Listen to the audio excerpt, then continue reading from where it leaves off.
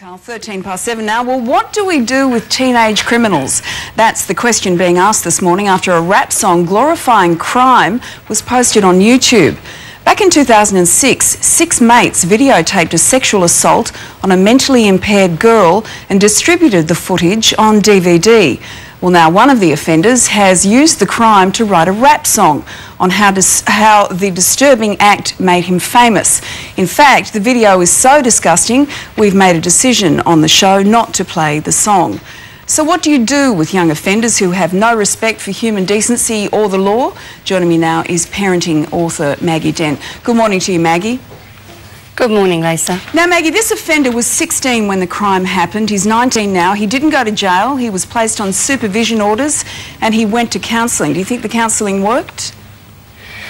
Unfortunately, in this case, it doesn't look like it has, Lisa, but that doesn't mean to say that we need to have gone back and said, why didn't we throw him in jail? We know as juveniles and young adolescents, they make incredibly dumb decisions and it's part of their biological change. I noticed you had footage of those young lads, skateboarding down hills. We know that's the time that they can get so easily influenced by even more criminal minds. So it wasn't a bad decision then.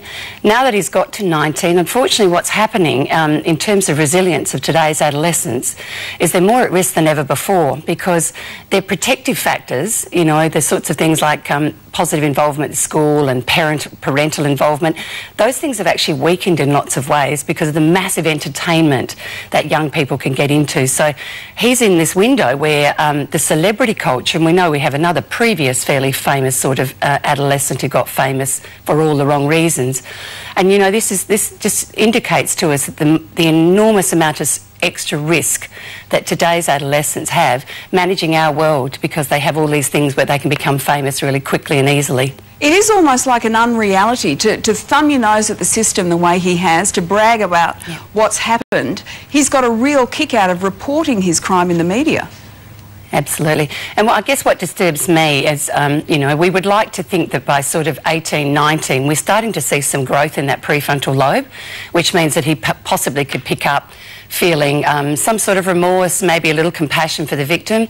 Unfortunately, that doesn't always happen, Lisa, and in our world, unless we're out there being much more vigilant around our young, particularly youth, there is chances that they can disappear down these rabbit holes and not necessarily come back. I guess my concern is the complete disregard for the victim in this case, and I can really feel for the family, feeling like, making fun of something that was really quite awful.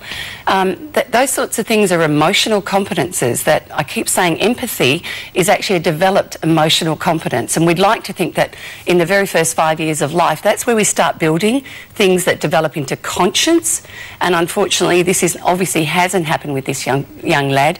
And then the second window is in adolescence, why it's so important for them to be positively engaged with what we call a charismatic adult that can shape their mind when they go through this, oh look, this looks like a really good idea.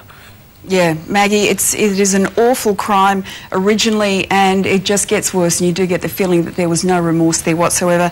Maggie, we know our viewers will have some pretty strong views, so thanks very much for your time this morning. And thanks, Lisa. Thanks. And if you would like to share your opinion, you know where to send your email today@9.com.au. Carl? You just feel for the victim and the victim's family. I know I do anyway. Today@9.com.au, as you say, Lisa. Well, South East Queensland is bracing for more.